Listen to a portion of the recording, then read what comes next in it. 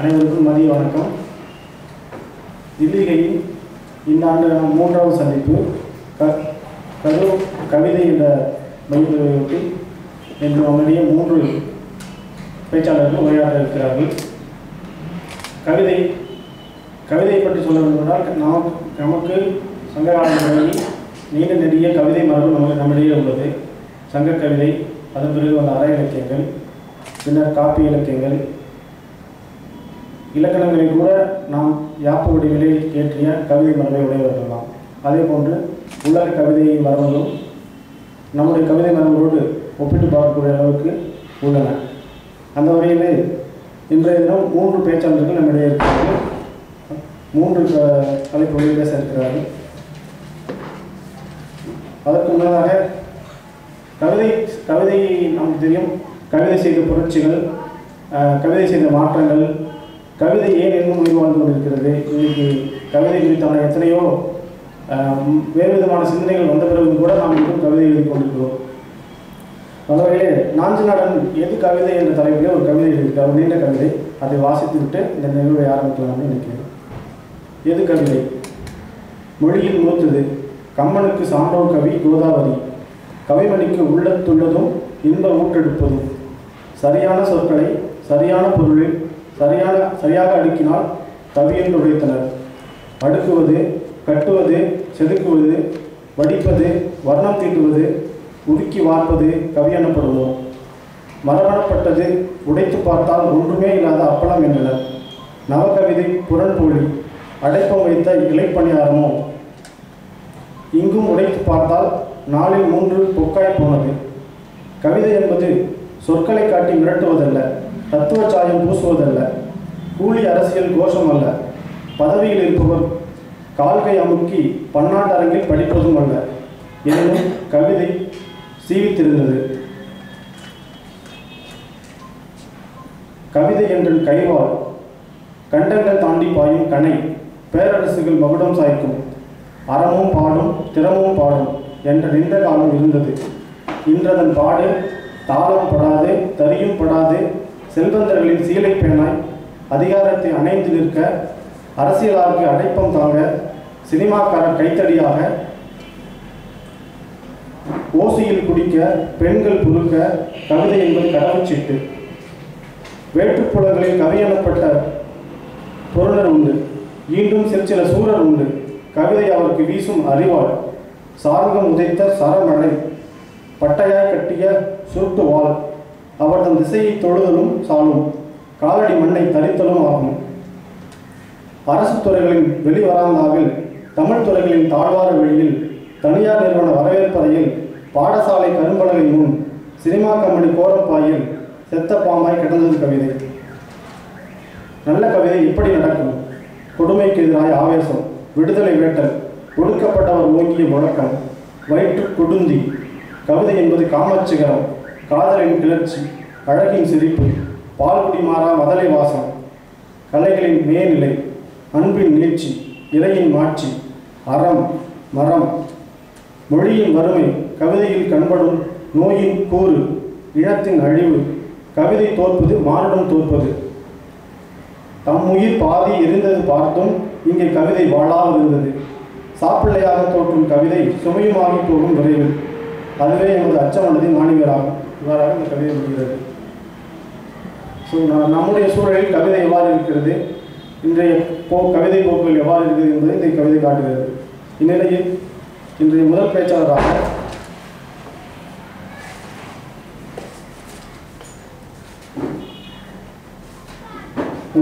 நம்முடைய திரு சு. அம்பேத்கர் அவர்கள் இருக்கிறார்கள்.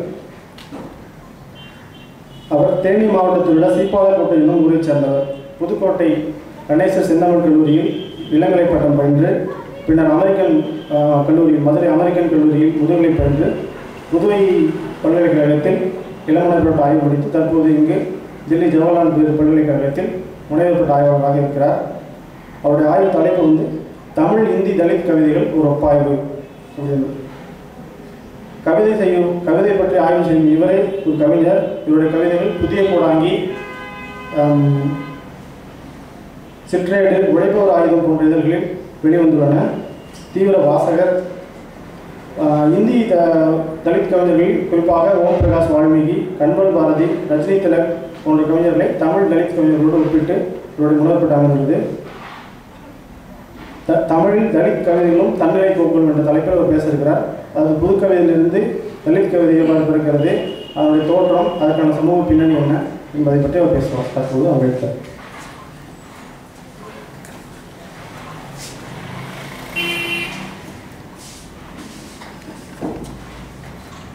அனைவருக்கும் வணக்கம்.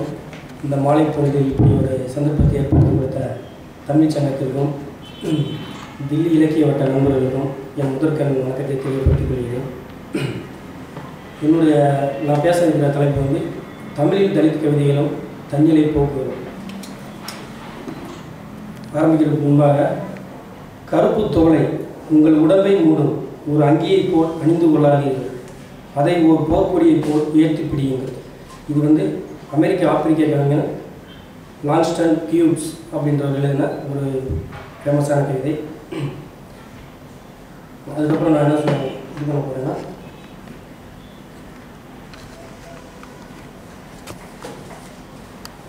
தமிழ் இலக்கிய சூழலில் வந்து தலித் இலக்கியம் எப்போ வந்துச்சு, அந்த பின்புலத்தை ஒரு 5 நிமிடங்கள் சொல்லிட்டு கவிதைக்குள்ளே போனால் நல்லா இருக்குன்னு நினைக்கிறேன்.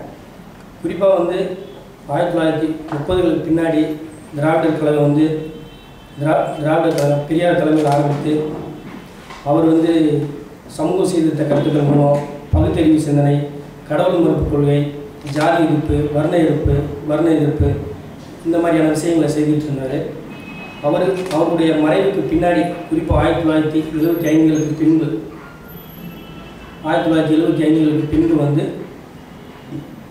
அவர் விட்டுட்டு போன அந்த பணியை வந்து திராவிட முன்னேற்ற கழகங்களோ அதுக்கு பின்வந்த கழகங்களோ அதை முன்னெடுத்து செல்லவில்லை. இதுவும் ஒரு காரணம். இது இல்லாமல் அந்த சூழலில் வந்து இந்திய அரசியலையும் சரி தமிழக அரசியலும் மார்க்சிய சம்பந்தமான கருத்துக்கள் வருது. வானம்பாடி, கசடதபர போன்ற இலக்கிய வட்டங்கள், வானம்பாடி கவிஞர்கள் இவங்களுடைய பாடப்பொருளாக என்ன இருக்குன்னா சமூகம் சார்ந்ததாக இருக்குது. அதுலேயும் பாமர மக்களை பாடுறாங்க, வறுமையை பாடுறாங்க, இந்த மாதிரியான விஷயத்துக்கு தான் முன்னெடுத்து போகிறாங்க. இந்த சூழ்நிலையில் வந்து குறிப்பாக 1956களுக்கு பின்னாடி அம்பேத்கருடைய மறைவுக்கு பின்பு மராட்டியில் வந்து தலித் இலக்கியம் வந்து தோன்ற ஆரம்பிக்கிறது. அதனுடைய எதிரொலிப்பு எங்கேருந்து வருதுன்னா அமெரிக்க ஆப்பிரிக்க கருப்பின மக்களிலிருந்து தான் வருது. அங்கே வந்து மார்ட்டின் லூதர் கிங் அவருடைய தலைமையில் கருப்பர்களை வந்து ஒன்று திரட்டி அவர் அங்கே போராட்ட ஆரம்பிக்கிறாரு. அங்கே பிளாக் பேந்தர்ன்ற அமைப்பு அங்கே தோற்றம் பெறுது. அதனுடைய எழுச்சி வந்து அம்பேத்கருக்கு பின்னாடி இந்தியாவில் வந்து இங்கே இருக்க இளைஞர்கள் அம்பேத்கருக்கு பின்னாடி சரியான ஒரு வழிகாட்டுதல் இல்லாதனால சோர்ந்த நிலையில் ஆப்பிரிக்க அமெரிக்க இலக்கியங்களுடைய தாக்கத்தினாலும் அவங்களுடைய இயக்கத்தின் தாக்கத்தினாலும் இங்கே மாற்றம் வர்றதுனால அந்த கருத்துக்களை எடுத்துக்கிட்டு மராட்டியில் வந்து தலித் பேந்தர் அப்படின்ற அமைப்பு ஏற்படுத்துகிறாங்க. அந்த ஏற்படுத்துறதுடைய பின்னணியில் வந்து எப்போயுமே நம்மளுடைய தமிழ் இலக்கிய சூழலில் தபால் தலை வந்து எப்பயும் தாமதமாக வருவது போல் தமிழ் இலக்கிய சூழலுக்கும் தலித் இலக்கியம் தாமதமாக தான் வருது. அப்படி வந்துக்கிட்டு இருக்க சூழலில் திராவிட இயக்கங்கள், அதுக்கு பின்னாடி வந்த மார்க்சிய சிந்தனையாளர்கள் போன்றவர்களுடைய சொற்பொழிவாக இருக்கட்டும், பிரசுரங்களாக இருக்கட்டும், மற்ற போன்ற விஷயங்களில் வந்து தலித் கூறுகளை வந்து சொல்லியிருக்காங்க. ஒட்டுமொத்தமாக இல்லைன்னு இல்லை, சில விஷயங்களை மட்டும் சொல்லிக்கிட்டு போகிறாங்க. ஆனால் அது வந்து முழுமையாக தலித் இலக்கியமாக அதெல்லாம் உருவாகவில்லை. அது எப்போ வந்து உருவாகுதுன்னா குறிப்பாக 1990களுக்கு பின்பு, அதான் அம்பேத்கர் நூற்றாண்டுகளாக ஒட்டி இந்திய இயக்கங்களிலும் தலித் இலக்கியங்களிலும் ஒரு மாற்றம் ஏற்படுது. அந்த மாற்றத்தின் பின்னணியில் தான் தமிழ் தலித் இலக்கியம் தோன்றுது. நீங்கள் கூட நினைக்கலாம், ஒரு இலக்கியம் என்ன செய்துவிட முடியும், கவிதை என்ன செய்துவிட முடியும் அப்படின்னு கூட ஒரு கேள்வி வரும். ஆனால் இதுக்கு முன்பு உலக அளவில் வந்து இலக்கியங்கள் மூலம் மாற்றங்கள் நிறைய நிகழ்ந்துருக்கு. அதுக்கு ஒரு சின்ன எடுத்துக்காட்டு சொல்லணும்னா, ஆபிரகாம் லிங்கன் வந்து கருப்பின மக்களுக்காக ஆபிரகாம் லிங்கன் தென்பகுதி மீது போர் தொடுப்பதற்கு பிரச்சார சாதனமாக கருப்பினத்தவர் மீது பரிவை ஏற்படுத்தும் நூலாக அமைந்தது மேரி ஸ்டோவ் அம்மையார் எழுதிய அங்கிள் டாம்ஸ் கேபின் அப்படின்ற நூல் வந்து அங்கே இருக்க கருப்பின வீரர்களுக்கு வந்து ஒரு உந்துதலாக இருந்துச்சு அப்படின்னு சொல்கிறாங்க. அதன் மூலம் அவங்க போரிட்டு வெற்றி பெறுறாங்க அப்படின்றது இது ஒரு சின்ன எக்ஸாம்பிள். இன்னும் நிறையா இருக்குது. அதனால் வந்து இலக்கியம் வந்து ஒரு சமுதாய விடுதலைக்கு, அதே மாதிரி நம்ம தமிழ் இலக்கிய சங்க இலக்கியமாக இருக்கட்டும், இதெல்லாம் எடுத்து பார்த்தீங்கன்னா நெடுமொழி அப்படின்னு ஒன்று சொல்கிறாங்க. வீரர்கள் வந்து போருக்கு போகிறதுக்கு முன்னாடி நெடுமொழி பாடி அவங்கள வந்து வழி அனுப்பி வச்சா ஒரு உத்வேகத்துடன் போவாங்க அப்படின்ற வரலாறு நமக்கும் இருக்குது. அந்த அடிப்படையில் வந்து தலித்துகளின் சமூக விடுதலைக்கான போருக்கு வழங்கப்படும் நெடுமொழியை இன்றைய தலித் இலக்கியங்கள், அந்த பணியை வந்து இன்று தலித் இலக்கியங்கள் விடுதலைக்காக முன்னெடுத்து செல்கின்றது அப்படின்ற இதில் வந்து நான் தலித் கவிதையை வச்சு பார்க்குறேன். இன்னொன்று, புதுக்கவிதை, நவீன கவிதை, இந்த வரிசையில் வந்து ஏன் தலித் கவிதைன்ற ஒரு ஒரு அமைப்பு, ஒரு இயக்கம் வந்துச்சு அப்படின்னு பார்த்தீங்கன்னா, புதுக்கவிதையில் முன்பே சொன்னது மாதிரி பாரதி தொட்டு இப்போ முடிய காதல் பற்றி, இயற்கை பற்றி இந்த மாதிரி தான் பாடியிருக்காங்க. சமூக சீர்திருத்த கருத்துக்கள் மேலோட்டமாக சொல்லியிருக்காங்க. ஜாதி வர்ணாசிரமத்தை எதிர்த்திருக்காங்க. ஆனால் ரொம்ப ஆழங்கால் பட்டு போகல. அதனால் வந்து இந்த சூழலின் பின்புலத்தில் வந்து புதுக்கவிதையிலேருந்து தலித் கவிஞர்கள் கொஞ்சம் மாறுபட்டு இது தங்களுடைய பாதையை வகுத்துக்கிறாங்க. வடிவம்னு பார்த்தீங்கன்னா புதுக்கவிதைக்கு தலித் கவிதைக்கு எந்த வடிவமும் எல்லாம் ஒரே வடிவம். நம்ம மேற்கத்தியதுலேருந்து வாங்கின புதுக்கவிதை வடிவமாக இருக்கட்டும், ஹைக்கூவாக இருக்கட்டும், எல்லாமே தலித் கவிதைகளுக்கும் பொருந்தும். வடிவத்தில் மாற்றம் கிடையாது. எதில் மாறுபடுறாங்கன்னா புதுக்கவிதையிலேருந்து தலித் கவிதை பாடுபொருள் தான் மெயின். பாடுபொருளில் தான் மாறுபடுறாங்க. அதாவது வந்து உருவம் உள்ளடக்கத்தை வைத்து தமிழ் கவிதை நேற்று வரை பல பெயர்களில் அழைக்கப்படுகின்றன. இன்று உள்ளடக்கத்தை வைத்து உருவான ஒரு புது பெயர் தான் தலித் கவிதை. இது வந்து அரசன் உருவு பாண்டியன் அப்படின்ற ஒரு கவிஞர் சில தலித் கவிதைகளும் என்ற புக்கில் வந்து இந்த இதை கோட் பண்ணுறாரு. அதனால் உள்ளடக்கம் மெயின். பாரதி வந்து புதுக்கவிதை சொல்லும் போது சொல் புதிது, சுவை புதிது, ஜோதி மிக்க நவகவிதைன்னு சொல்கிறாரு. நான் எப்படி பார்க்குறேன்னா அதை தலித் கவிதைகளுக்கும் அது பொருந்துமா அப்படின்னு பார்க்குறேன். ஏன்னா இவங்க கையாளுற சொற்கள் வந்து அவங்களுடைய அனுபவத்திலேருந்து வந்ததாக இருக்குது. இதுக்கு முன்னாடி புது கவிஞர்கள் பயன்படுத்தினாங்களா என்னன்னு தெரியல. ஓமையாக இருக்கட்டும், சொல்லாக இருக்கட்டும், பாடுபொருளாக இருக்கட்டும், இவங்க வந்து புதுக்கவிதையிலேருந்து கொஞ்சம் வேறுபட்டு நிற்கிறாங்கன்றது என்னுடைய கருத்து. அதுக்கான சான்றுகளும் இதில் இருக்குது அப்படின்றது நான் பின்னாடி சொல்கிறேன். அதனால் பாடுபொருள், சொல், ஓமை போன்றவர்களில் வந்து வேறுபட்டு நிற்கிறாங்க. அதனால் இவங்க வந்து தலித் கவிதைகள் அப்படின்ற அடையாளம் தேவைப்படுது. இன்றைய சூழ்நிலையில் வந்து தமிழில் வந்து தலித் இலக்கிய சம்பந்தமாக நிறைய எழுதிட்டு இருந்தாலும் ஒரு 25 பேர் இருக்காங்க.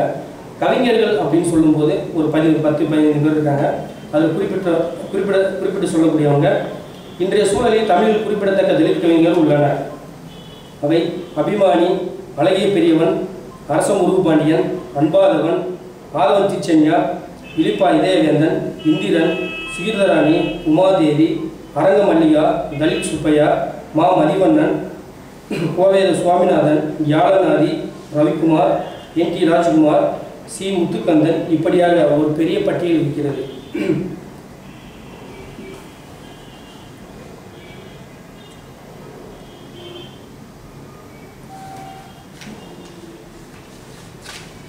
இன்னொன்று, தலித் இலக்கியங்கள் மேல் பொதுவாக வைக்கப்படுற குற்றச்சாட்டு என்னன்னா, தலித் இலக்கியங்களில் வந்து வெற்று புறமல் தான் இருக்குது, சொற்களை வந்து அடிக்கிட்டு தான் சொல்கிறாங்க, மற்றபடி பெருசாக ஒன்றும் இல்லை, இலக்கியத்துக்கான அந்தஸ்து இல்லை அப்படின்னு ஒரு சொல்கிற குற்றச்சாட்டு இருக்குது. அது வந்து அதில் ஒரு வகையில் நான் வந்து ஒத்துக்கிறேன். ஆரம்பத்தில் இருந்துச்சு. ஆரம்ப காலகட்டங்களில் வந்த கவிதைகளாக இருக்கட்டும், நாவலாக இருக்கட்டும், சிறுகதையாக இருக்கட்டும், அந்த மாதிரியான சூழல் இருந்துச்சு. அதுக்கு எடுத்துக்காட்டுகளாக கூட நம்ம சில கவிதைகளை கூட பார்க்கலாம். இந்திரன் வந்து ஒரு கவிதை எழுதியிருக்காரு. ஆரம்ப சூழ்நிலையில் வந்து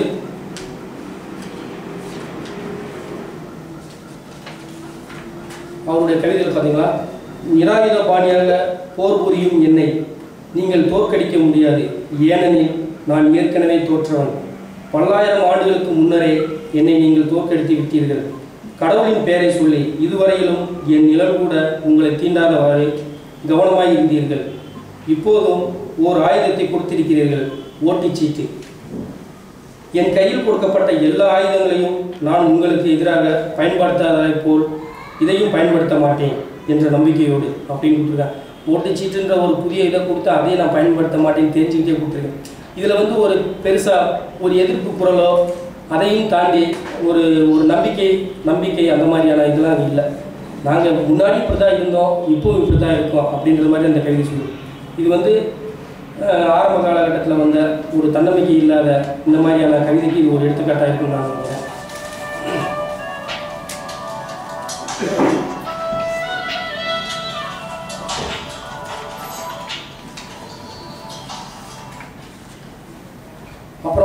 தலித் கவிதைகளுடைய பாடுபொருளாக என்னென்ன இருக்குன்னா அது வந்து ஒரு பட்டியல் போடலாம்.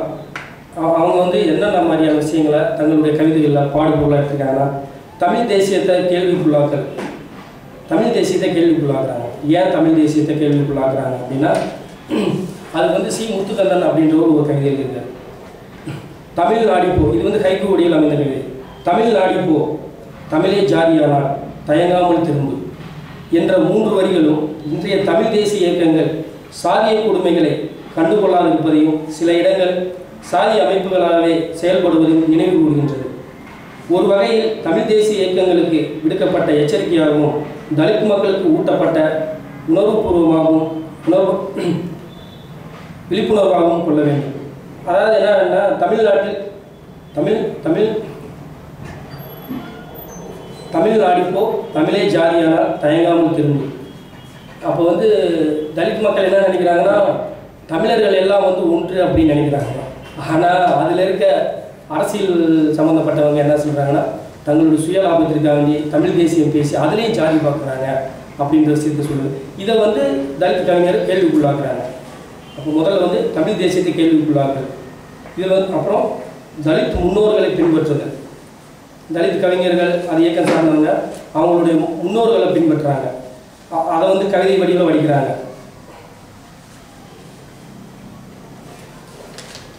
அதுக்கு சில எடுத்துக்காட்டாக என்ன சொல்லணும்னா,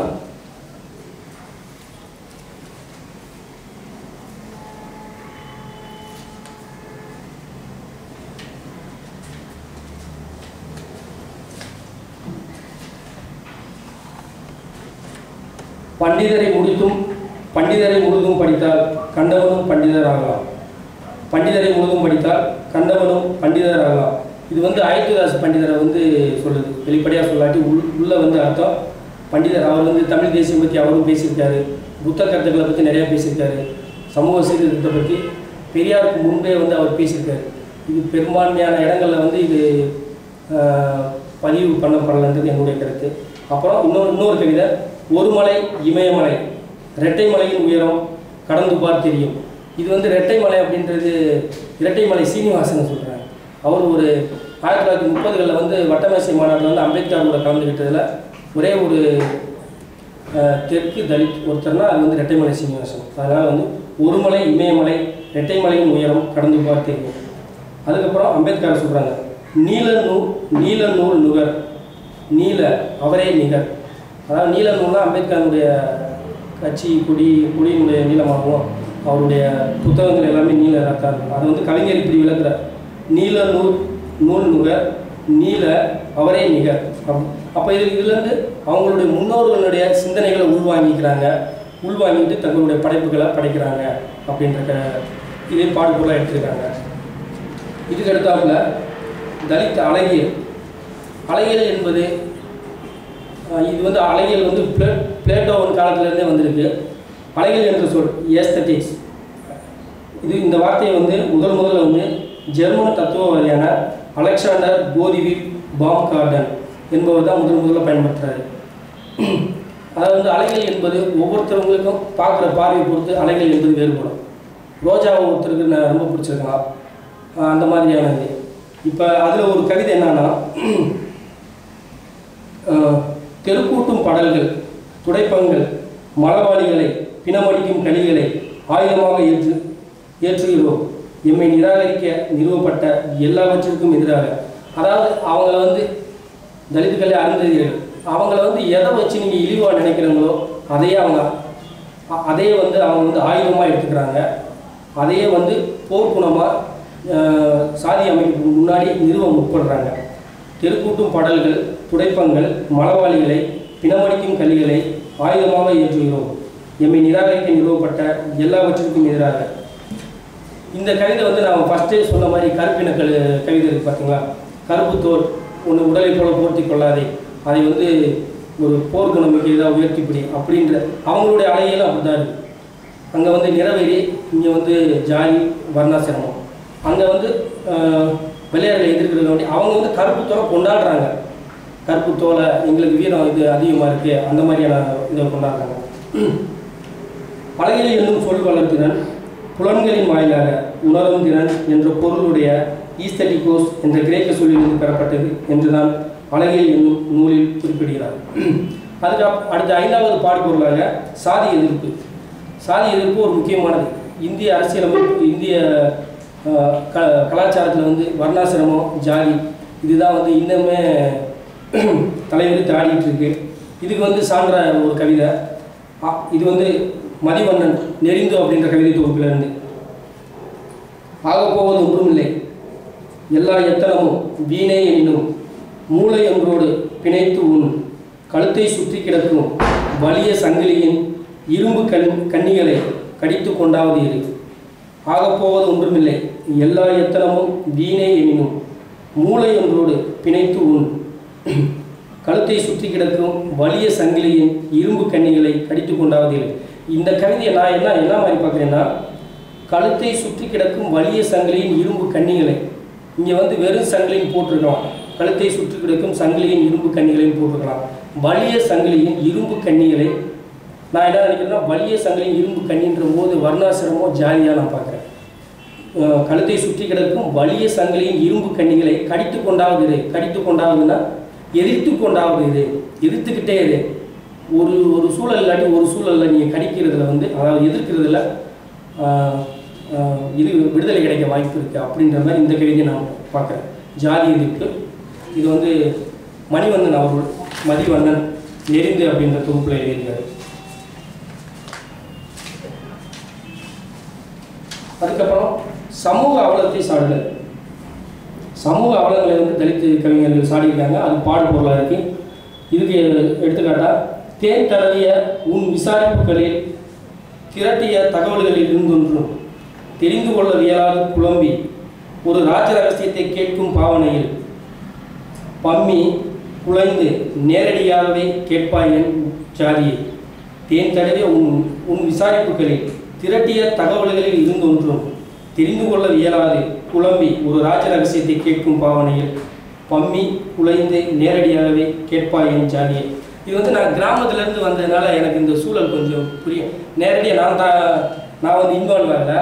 என்னுடைய நண்பர்கள்லாம் கீரிப்பட்டி பாப்பாவட்டின்ற ஊர் உசிலம்பட்டியில் படிச்சுட்டு இருக்காங்க. அங்கே வந்து இயல்பாக சொல்லும்போது ஒரு நண்பரை விசாரிக்கிறாங்கன்னா, என்ன மச்சி எப்படி இருக்கா அப்படின்னு கேட்டுட்டாங்கன்னா, உடனே நம்ம ஜாதியை தெரிஞ்சுக்கிறோன்னா நேரடியாக கேட்க மாட்டாங்க. நீ எந்த ஊருன்னு கேட்பாங்க. என்ன ஊருன்னு சொல்லிட்டு என்ன குலசாமின்னு கேட்பாங்க.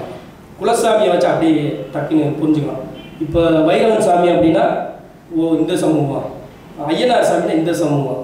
அதான் நேரடியாக தேர்ந்தடவே உன் விசாரிப்புகளில் அப்புறம் எந்த ஊர் மச்சி என்ன ஏது திரட்டிய தகவல்கள் இருந்து ஒன்றும் தெரிந்து கொள்ளவில்லை. அப்படி இருந்தோம் அவனுடைய தோற்றத்தில் கூட வேறு மாதிரி இருக்கலாம், நீட்டாக இருக்கலாம்.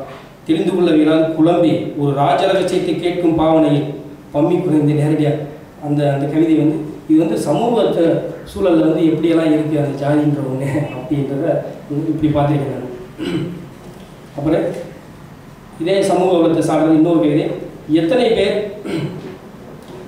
பேர் கூடி இழுத்தும் என்ன இன்னும் வரவில்லை சேரிக்குள் தேர். எத்தனை பேர் கூடி இழுத்தும் என்ன இன்னும் வரவில்லை சேரிக்குள் தேர் அப்படின்ற கவிதை. இன்னும் வந்து சேரிக்குள்ளே வந்து தேர் என்பது வராமல் தான் இருக்குது. எங்கள் ஊர்லேயே கூட அதுக்கு எடுத்துக்காட்டுகள் நிறையா இருக்குது. அது ரங்கநாதன் சுவாமின்னு ஒன்று இது இருக்குது. அது வந்து கோயில் நுழை போராட்டம் அதெல்லாம் பண்ணின பின்னாடியும் இன்னும் வந்து சேரி வேறு ஊர் வேறுன்றது அது வந்து சமூக அவலமாக தான் நான் பார்க்குறேன். சமூக அவலத்தை சாப்பிட்ருக்காங்க. அடுத்து இந்து மத எதிர்ப்பு. கரெக்டாக இன்னும் 5 நிமிஷம் முடிச்சிடுறேன், 3 ஆகுது. இந்து மத எதிர்ப்பு. இந்து மதத்தை வந்து இவங்க எதிர்க்கிறாங்க. எதிர்க்கிறதா மெயினாகவே போகுது. என் சாதியின் கால்கள் பட்டால் தீட்டாகி விடுமன பாதை மறிப்பவர்கள் விரட்டிவிட முடியுமா? கோயிலுக்குள் பறந்து கிடக்கும் என் பாட்டனின் எச்சங்கள். என் சாதியின் கால்கள் பட்டால் தீட்டாகி விடுமன பாதை மறிப்பவர்கள் விரட்டிவிட முடியுமா? கோயிலுக்குள் பறந்து கிடக்கும் என் பாட்டனின் எச்சங்கள். இது வந்து இன்னும் கோயில்களுக்குள்ளே வந்து தலித்துகள் போக முடியலை அப்படின்ற விஷயங்களை சொல்லுது. இந்த அடிப்படையில் வந்து பாடுபொருள் அமைஞ்சிருக்கு. தமிழ் தேசியத்தை கேள்விக்குள்ளாகிறாங்க, தலித்து முன்னோர்களை பின்பற்றுறாங்க. இது மட்டும் இல்லாங்க, மற்றவங்களை பற்றியே பேசிகிட்டு இருக்கிறது, விமர்சனம் செய்வது, இலக்கியங்கள் படைப்பது இல்லாமல் தலித் கவிஞர்களே அவங்களுக்குள்ளே சுய விமர்சனம் செய்கிறாங்க. அதுதான் இங்கே முக்கியமானது. என்னன்னா, அதில் வந்து பாரதி வசந்தன்ற ஒரு கவிஞர், கற்பி என்றது அந்த கருப்பு சூரியன் என்றைக்காவது நீ சேரிக்கு கற்பித்தது உண்டா? சேரியிடம் இருந்தாவது கற்றது உண்டா? அதாவது அதில் இருக்க படித்தவங்களே வந்து வெளியில் போயிடுறாங்க, எதுவும் நல்ல விஷயங்கள் செய்கிறதில்ல, அவங்களுக்கு கீழே இருக்க மாணவர்களுக்கு கல்வி புகட்டலை அப்படின்றது அவங்களும் சுய விமர்சனம் பண்ணுறாங்க. அவங்களுக்குள்ளேயே தலித் கவிஞர்கள் யாருக்குள்ளேயே பண்ணுறாங்கிறது ஒரு முக்கியமான விஷயம்.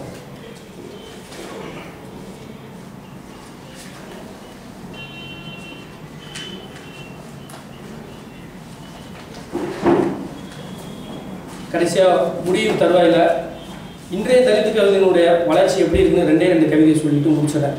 ஆரம்பத்தில் வந்து வெற்று புலம்பல்கள், அவ்வளவாக வீரியம் இல்லாத கவிதைகளாக எழுதின தலித் கவிதைகள் வந்து போக போக இன்றைய சூழ்நிலையில் குறிப்பாக 2000க்கு பின்னாடி, அது 2010க்கு பின்னாடி வந்த கவிதைகளில் அது வந்து நல்லாவே போர்க்குணம், இந்த மாதிரியான விஷயங்கள், நம்பிக்கை தருவதான விஷயங்கள் நிறையா இருக்குது. அதுக்கு வந்து சில கவிதைகள் மட்டும் சொல்லிட்டு முடிக்கிறேன். அடிக்கு அடி, அடிக்கடி அடி, சி. முத்துக்கண்ணன். நிறைய பேசு, நிமிர்ந்தே நிறைய பேசு. இன்னொரு கவிதை. புறக்கணிப்பை புரிய வைக்காதே, புறக்கணி. பேசியே சாதிக்காதே, சாதி. பேசாமல் சாதிக்கும், சாதிக்கும். பேசியே சாதிக்காதே, சாதி கொட்டேஷனில். பேசாமல், ஜாதி வந்து பேசாமல் சாதிக்கும், சாதித்து பேசு. அதுக்கப்புறம் தூங்கு, விழித்து படிக்க, தூங்கு அப்படின்னு சொல்லியிருக்காங்க. இதில் என்ன நான் பார்க்குறேன்னா, நிமிர்ந்திரு, நீ என்ன புறக்கணிக்கிறது, நானே உன்னை புறக்கணிக்கிறேன். சாதித்து காட்டு, சும்மா பேசிக்கிட்டே இருக்காத, ஏதாவது சாதி, படி, வேறு தளங்களில் இயங்கி ஏதாவது சமூகத்துக்கு தொண்டு செய்ய, அந்த மாதிரி. கல்வி வந்து முதல்ல படி. அம்பேத்கர் தான் முதல்ல கற்பி ஒன்று சேர் போராடு, புரட்சி செய்யன்னு சொன்னார். அதனால் கல்வி முக்கியம், எல்லாவற்றையும் சமாளிக்கும் துணிவு, இதெல்லாம் வந்து இன்றைய சூழ்நிலையில் வளர்ந்து வர்ற கவிஞர்கள்கிட்ட தலித் கவிதைகள் இருக்குது அப்படின்றது தான் முக்கியமானது. சுகிர்தராணியினுடைய கடைசியான ஒரே கவிதை முடிகிறது. அவங்களுடைய கவிதையிலும் இந்த மாதிரியான சூழல் இருக்கிறத காணலாம்.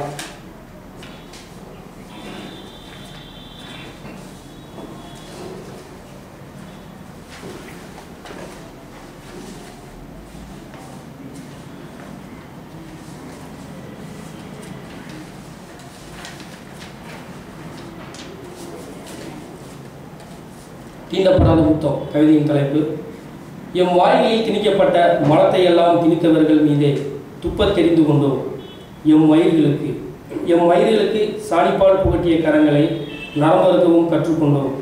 மறுக்கப்பட்ட தெருக்களில் கூட செருப்பணிந்து செல்லும் செருக்கினை பெற்றுவிட்டோம். ஆண்டைகள் முன் அடிபணிந்தே வளைந்து போன முதுகெலும்புகளை நிமிர்த்தி போடவும் அறிந்து கொண்டோம். நீரற்ற ஓடைகளில் நிகழும் கௌரவ கொலைகளிலிருந்து உயிர்த்தளவும் உணர்ந்து கொண்டோம். கைநாட்டு தடமளித்து ஏடெடுக்கவும் எழுந்து நின்றோம். ஒடுக்கப்பட்ட தோற்பறையிலிருந்து விடுதலையின் மா இசை, பெரிய இசை மீட்டெடுக்கவும் பழகி கொண்டோம்.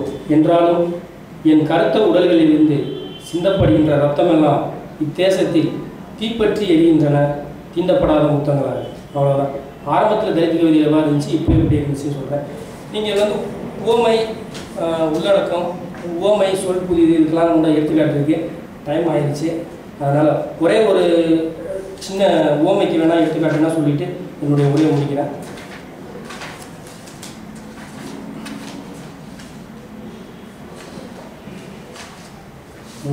இது வந்து நமக்கு இடையிலான தொலைவு, மதிவனுடைய கவிதை. தூக்கி எறிவேன் உன்னை நான் என்னிலிருந்து, ஒரு செத்த எலியை தூக்கி எறிவது போல் அருவருப்புடனும் குற்ற உணர்வின்றியும். தூக்கி எறிவேன் உன்னை நான் என்னிலிருந்து, ஒரு செத்த எலியை தூக்கி எறிவது போல் அருவருப்புடனும் குற்ற உணர்வின்றியும். இது வந்து ஓமைக்கு எடுத்துக்காட்டாக சொல்லலாம். இந்த மாதிரியான இதில் வந்து தலித் கவிதைகள் எப்படி ஆரம்பத்துலேருந்து கொண்டே இருக்குது அப்படின்னு பார்த்துருக்கேன். இந்த வாய்ப்பு எடுத்த எனக்கு தில்லி இலக்கிய வட்டத்துக்கும் தமிழ் சங்கத்துக்கும் மறுபடியும் நன்றி சொல்கிறேன். நன்றி.